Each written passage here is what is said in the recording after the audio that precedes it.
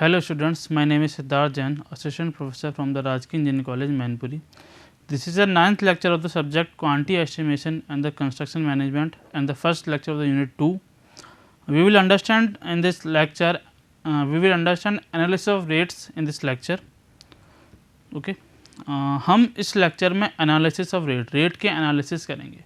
अब हमने जो प्रीवियस टॉपिक्स हमने जो पढ़ा शेड्यूल ऑफ रेट्स और डिफरेंट टाइप्स के रेट्स, वो जनरल रेट्स बोल सकते हैं या एक डिपार्टमेंट जो लेता है उसको बोल सकते हैं. बट हम इस एनालिसिस में एक जनरली जो रेट लिए जाते हैं और क्या क्या एक्सपेंसेस होते हैं फॉर अ कंस्ट्रक्शन वर्क उसको इंक्लूड करेंगे.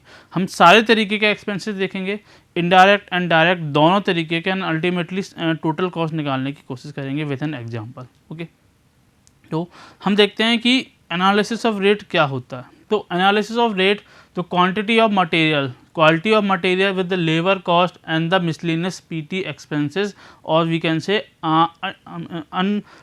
इनडायरेक्ट जो कॉस्ट होती हैं वो. उसके बाद जो कंप्लीशन के बाद जो अल्टीमेटली रेट आते हैं उसको एनालिसिस ऑफ रेट कहते हैं. अब इसमें हम कॉन्ट्रैक्टर का प्रॉफिट जनरली 10% ऐड करते हैं, जो हम प्रीवियस लेक्चर में ऑलरेडी पढ़ चुके हैं, माइनर मेजर दोनों को लेके.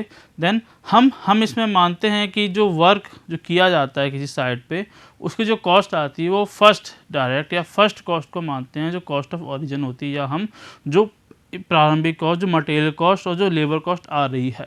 अब सेकेंडरी कॉस्ट जो दूसरी तरह की कॉस्ट, दूरी होने के कारण, साइट दूर होने के कारण, उसको एज्यूम नहीं करते हैं, फर्स्ट कॉस्ट को लेते हैं अपने एस्टिमेशन में. इसमें किस किस तरह की कॉस्ट ली जाती हैं, जो इंक्लूड करती हैं हमारे पास मटेरियल एज वेल एज जो लेबर्स है. उसके साथ साथ ट्रांसपोर्टेशन कॉस्ट जो रेलवे की हो सकती है, फ्राइगेट और टैक्सेस जो भी होते हैं, उन सबको इंक्लूड करके हम रेट की एनालिसिस करते हैं और अपने कंस्ट्रक्शन कॉस्ट को निकालते हैं.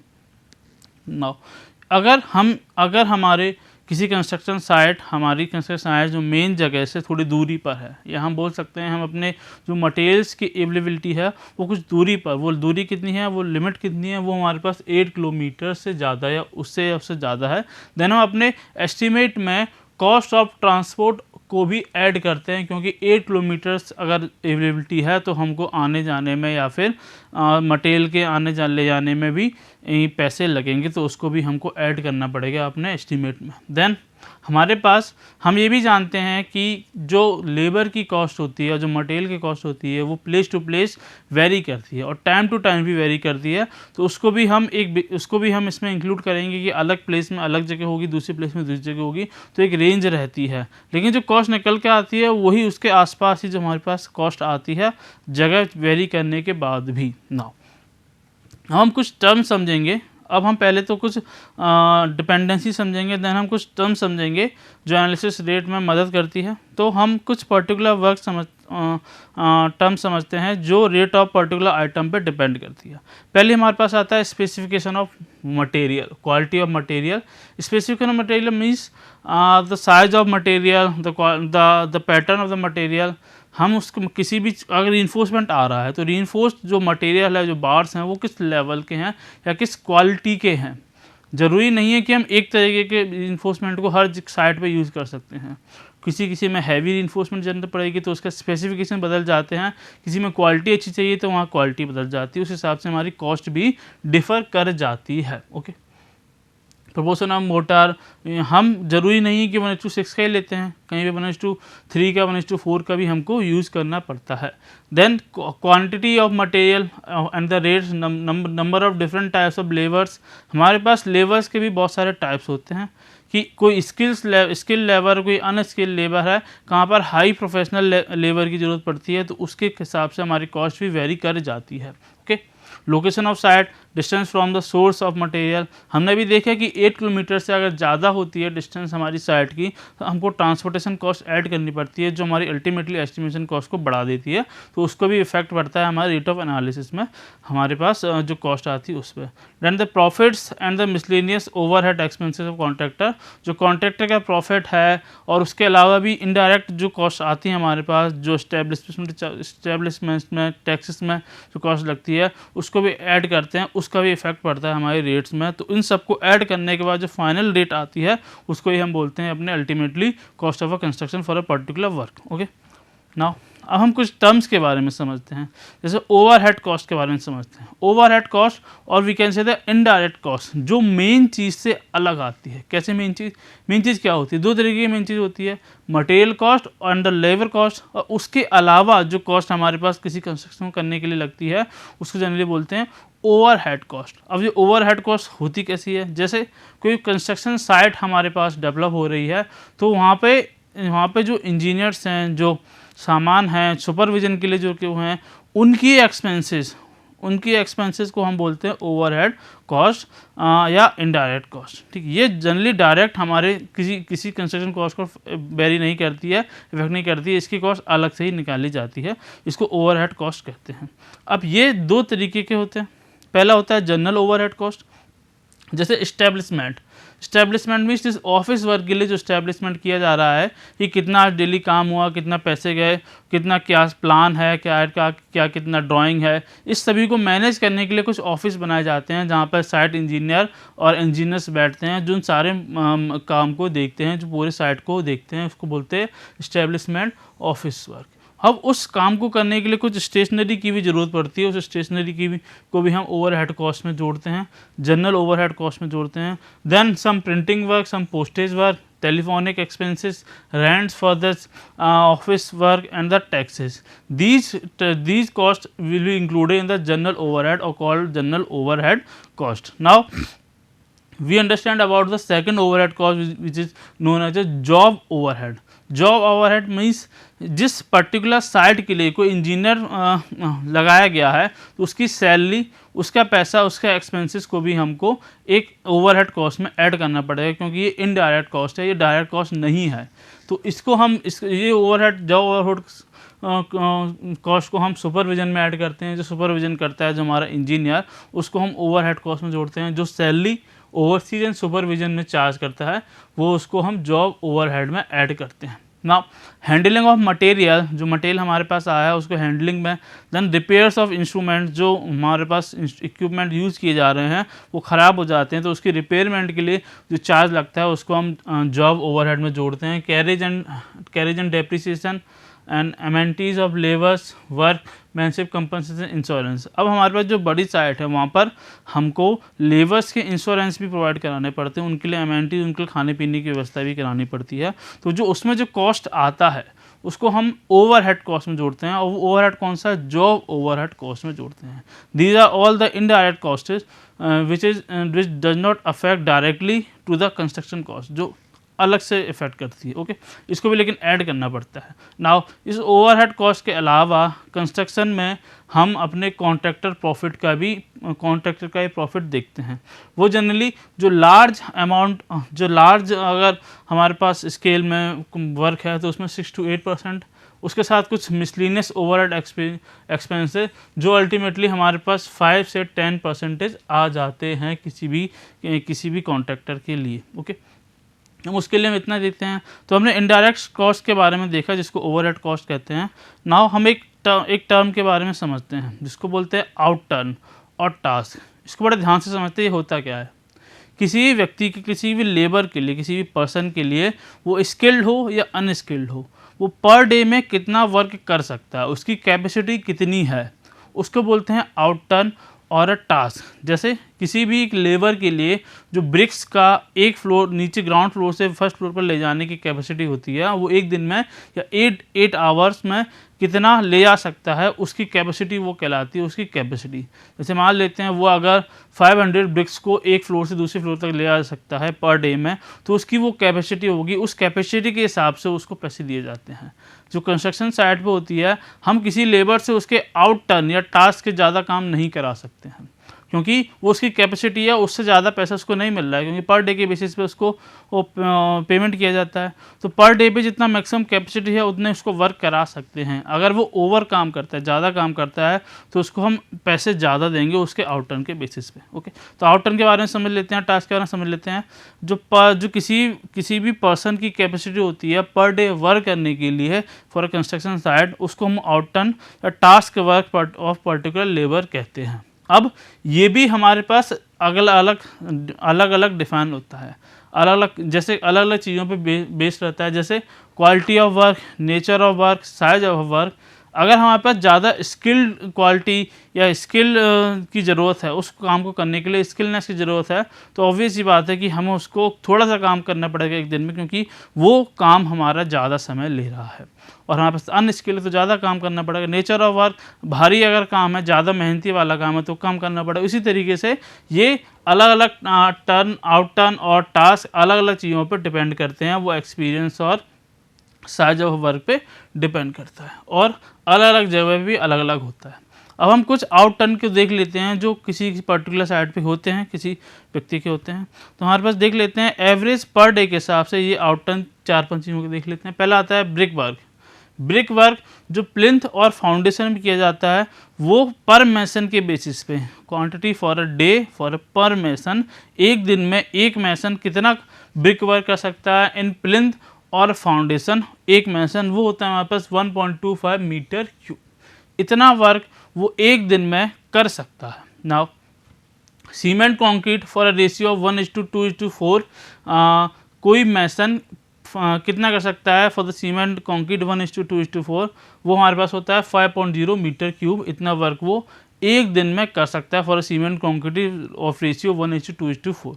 एंड वाइस वॉशिंग और कलर वॉशिंग, जो पेंट किया जाता है, वाइट वॉशिंग और colour washing for a person, वो हमारे पास 200 स्क्वायर मीटर कर सकता है, या उसका आउट टर्न होता है फॉर पर वन पर्सन, फॉर वन मैसन और पर one labour in a day. Okay, now sawing, किसी लकड़ी को, हार्डवुड को काटना, सॉइंग करना, उस वो हमारे पास 4 स्क्वायर मीटर, 4 स्क्वायर मीटर ही काट सकते हैं, क्योंकि हार्डवुड ज़्यादा हार्ड होती है, उसको काम करने के लिए ज़्यादा मेहनत की ज़रूरत पड़ती है। उसी तरीके से हम देख लेते हैं अर्थ work in excavation in hard soil. Hard soil में जो एक्सकेवेशन किया जाता है उसके लिए ज़्यादा मेहनत की ज़रूरत है, उसका आउट टर्न भी कम होता है। उसका आउट टर्न होता है 2 मीटर क्यूब फॉर अ पर मैसन पर डे के बेसिस पे। ये हमारे पास कुछ आउट टर्न थे। इसके अलावा बहुत सारे आउट टर्न हम की डिपार्टमेंट रखता है अपने पास में, उसी के बेसिस पे वो काम करा सकता है, उसके बेसिस उससे ज़्यादा काम नहीं करा सकता, अलाउड नहीं है। तो हमारे पास कुछ पर्टिकुलर हमने शो करा है। इसके अलावा बहुत सारे हम देख सकते हैं, ये सब डाटा हमारा। अब हम एक क्वेश्चन को देखते हैं आउट टर्न के बेसिस पे और अल्टीमेटली कॉस्ट निकालते हैं। ये it is a famous question of B N Dutta book, उससे हमने लिया गया है और इसी को हम देखते हैं। इस क्वेश्चन में बोला क्या जा रहा है, पहले ये समझते हैं, देन उसको सॉल्व करने की कोशिश करते हैं। ये क्वेश्चन हमारा कह रहा है कि lime concrete in foundation with 40 mm gauge brick work blast of 1 metre cube हमको निकालना है। हम मानते हैं कि 10 मीटर क्यूब का वर्क किया गया है और जिसमें जो वाइट वॉश लाइम का यूज़ किया गया है वो है 1:2 का। इसमें हम क्वांटिटी निकालते हैं, चेक करते हैं। ओके, हमारे पास टेबल्स दी हुई है, टेबल को ध्यान से समझते हैं। ये जो क्वेश्चन हमने लिया है फेमस क्वेश्चन है, पहला क्वेश्चन अच्छा क्वेश्चन है जो बी एन दत्ता बुक से उठाया गया। Okay, B N Dutta publication से उठाया गया है, बुक से उठाया गया है, ऑथर का नाम है। नाउ द पर्टिकुलर्स, पहले हम मटेरियल कॉस्ट का एस्टिमेट करते हैं, मटेरियल कॉस्ट को निकालते हैं, क्या क्या मटेरियल है उसकी कॉस्ट क्या आती है। तो ये मटेरियल्स हमारे पास लिखा हुआ है। हमें इस पर्टिकुलर वर्क करने के लिए, लाइम कंक्रीट फाउंडेशन करने के लिए ब्रिक ब्लास्ट चाहिए 40 mm, क्योंकि 40 mm हमारे पास दिया गया है, 40 mm की, जिसकी क्वांटिटी हमारे पास है 10 मीटर क्यूब की। ओके, अब हमारे पास रेट है, हमारे पास 1000 रुपीज़ पर मीटर क्यूब के हिसाब से इस ब्लास्ट की रेट है, प्राइस है उस मटेरियल की। तो जो अल्टीमेटली फाइनल कॉस्ट आ जाएगी वो 10 मीटर क्यूब ब्रिक ब्लास्ट, वो हमारे पास आ जाएगी 10,000 रुपीज़। क्योंकि कैसे निकली, simple multiplying by the rate with the quantity and we get the ultimately cost of the material. Okay, उसी तरीके से हम देखते हैं कि वाइट लाइम स्लेक्ड होता है, स्लेक्ड लाइम का, उसकी क्वांटिटी हमको चाहिए 1.6 मीटर क्यूब, जो निकाली है एस्टिमेट, जो निकाली है क्वांटिटी एस्टिमेट करके हम अपनी प्राइस निकालने वाले हैं, अल्टीमेटली हम एस्टिमेट निकालने वाले हैं। तो लाइम कंक्रीट निकला हमारे पास 1.6 क्यूबिक मीटर, इसकी प्राइस है, इसकी रेट है 1000 रुपीज़ पर मीटर क्यूब। तो अल्टीमेटली जो कॉस्ट आ जाएगी वो multiplying by quantity with the rate, वो हमारे पास आ जाएगी 1.6 multiply by 1000, 1600 rupees for the cost of white lime slate. Now we need surkhi, हमको सुर्खी भी जरूरत पड़ेगी। सुर्खी की जो क्वांटिटी आती है वो आती है हमारे पास 3.2 metre cube and the rate of the surkhi is 800 rupees per meter cube. So ultimately the cost becomes multiplying by the quantity with the rate, 3.2 multiplied by 800, it becomes 2560. So these are the material and these are the material and these are the material cost. These are the material cost. So ultimately जो cost आ जाती है वो उनको summation करने के बाद आ जाती है 14160। ये हमारे पास कॉस्ट होती है इन मटेरियल्स की जो हमारे पास लाइम कंक्रीट फाउंडेशन में करने के लिए जरूरत पड़ती है विद 40 mm गेज। नाउ अब हम लेबर कॉस्ट को भी देख लेते हैं और इसको कॉन्ट्रैक्टर प्रॉफिट से ऐड करके अल्टीमेटली कॉस्ट को निकाल लेते हैं। Now these are the labour cost. Which type of labour we need, हमारे पास किस तरीके से लेबर इस काम को करने के लिए ज़रूरत पड़ती है वो यहाँ पर लिखे हुए हैं। पहला हमारे पास मिस्त्री चाहिए जो हेड मेसन है, जो बेसिकली काम को या वर्क को गाइड करेगा, इस तरीके से काम करना है वो वर्क को करेगा। अब हमारे पास जो हेड मेसन है वो केवल आधा चाहिए। आधा का मीन्स है कि हमारे पास वो आधे दिन के लिए चाहिए, वो ज़्यादा काम नहीं, वो केवल गाइड करता है, वो ज़्यादा काम करेगा नहीं, वो केवल आधा नंबर चाहिए। एंड द मेसन जो मेन काम करेगा, मेसन जो गाइडेंस में काम करेगा, वो मेसन हमारे पास चाहिए 1। ओके, मजदूर कितने चाहिए उस काम करने के लिए, मजदूर चाहिए इस काम के लिए हमारे पास 12। कुली जो वर्क को, जो मटेरियल को एक जगह से दूसरी जगह पे ले जाएंगे, वो उस वर्क को चाहिए हमारे पास 12। मिस्त्री जो वाटरमैन, जो वाटर सप्लाई करता है, वाटर की ऑक्यूपेंसी करता है, वो हमारे पास चाहिए 2। एंड द सन्डरीज कुछ लमसम एक्स्ट्रा आइटम्स जो इस काम को करने के लिए चाहिए, लमसम हम मान लेते हैं 150 रुपीज़ की। ओके, ना हम तो कॉस्ट देखते हैं। मिस्त्री को हम जो प्राइस अलॉट करते हैं विद द शेड्यूल और रेट, वो होता है हमारे पास 450 पर डे के बेसिस पे। मेसन को हम देते हैं क्योंकि मिस्त्री हेड मेसन है तो ज़्यादा स्किल्ड होगा, मेसन कम स्किल्ड होगा, तो इसकी जो प्राइस है वो कम हो जाती है 400 rupees per day.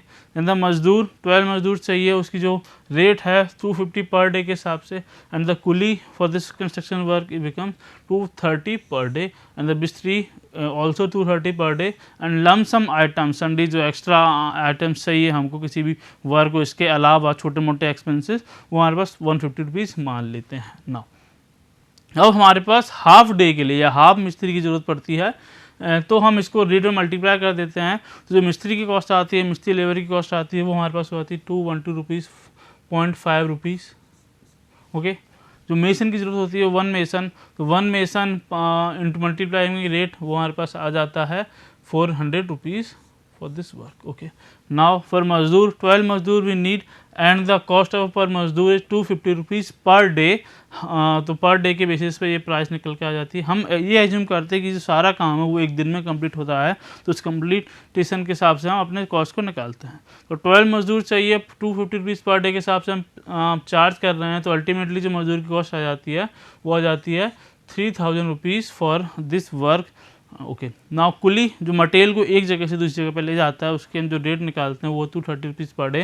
Total number of Coolidge is 12, तो total cost of the this Coolidge is 12 into 230 per day, so it becomes 2760 rupees. Okay, ना तो मिस्त्री वाटरमैन जो वाटर सप्लाई करता है, वाटर को प्रोवाइड करता है, उसकी जो रेट है हमारे पास 230 रुपीज़ पर डे, तो नंबर ऑफ मिस्त्री से मल्टीप्लाई कर देते हैं तो हमारे पास ये भी आ जाती है 2460 रुपीज़ for मिस्त्री। And the sundries is 150। Now the labour cost, for calculating of labour cost we have to add all these cost.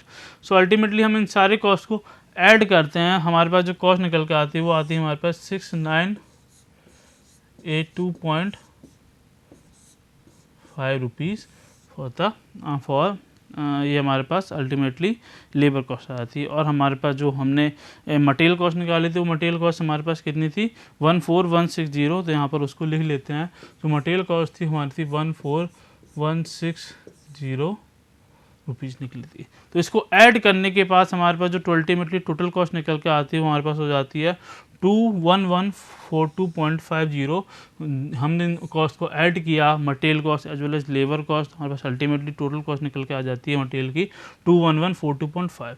अब हम इसमें कुछ एक्स्ट्रा कॉस्ट भी ऐड करते हैं, जैसे इस टोटल कॉस्ट का जो वाटर सप्लाई किया गया, जो वाटर की कॉस्ट थी, प्राइस थी, जो वाटर अप्लाई किया गया, उस वाटर को मान लेते हैं 1.5% ऑफ द टोटल कॉस्ट। तो वो टोटल कॉस्ट हमारी वाटर कॉस्ट निकल आती है हमारी 317.12। ये कैसे निकली? सिंपल 1.5% का हमने मल्टीप्लाई कर दिया किसमें 21142.40 में, कैसे निकली? तो 1.5 divided by 100 into 21142.5, this becomes 317.10 rupees. Okay, now अब हमको कॉन्ट्रैक्टर्स प्रॉफिट भी ऐड करना पड़ेगा क्योंकि ये लार्ज स्केल का काम है। तो कॉन्ट्रैक्टर प्रॉफिट इस केस में हम मान लेते हैं 10%। तो कॉन्ट्रैक्टर प्रॉफिट हमारे पास जो टोटल कॉस्ट का निकल आता है 2114.25 rupees and the grand total means the summation of all works becomes total cost by adding these all works.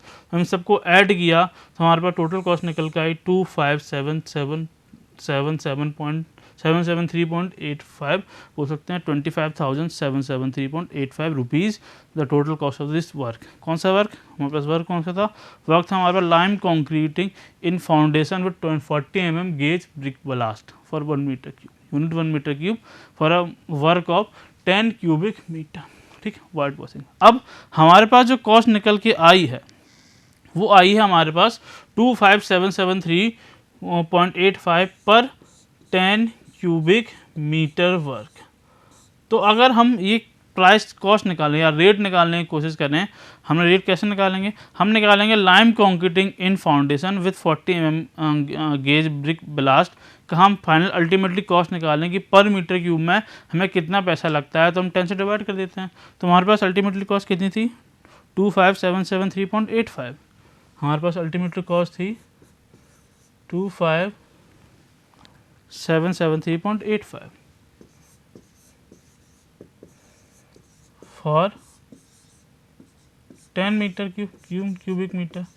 सो हम रेट निकालना चाहे या पर मीटर क्यूब में वर्क निकालना चाहे तो डिवाइडिंग बाई 10 कर देते हैं तो अल्टीमेटली कॉस्ट निकल आएगी। तो हम इसको 10 के डिवाइड करते हैं तो हमारे पास रेट निकल के आ जाती है for this work for lime concreting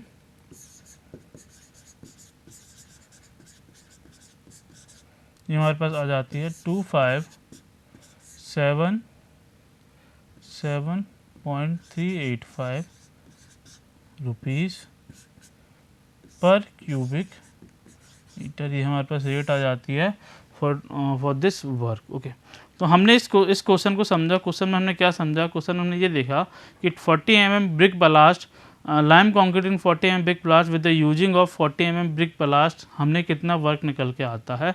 work क्या वर्क में क्या लिया हमने? वर्क में हमने अब छोटे तरीके का वर्क था तो इसमें हम इनडायरेक्ट कॉस्ट को भी इस तरीके से इंक्लूड नहीं करेंगे।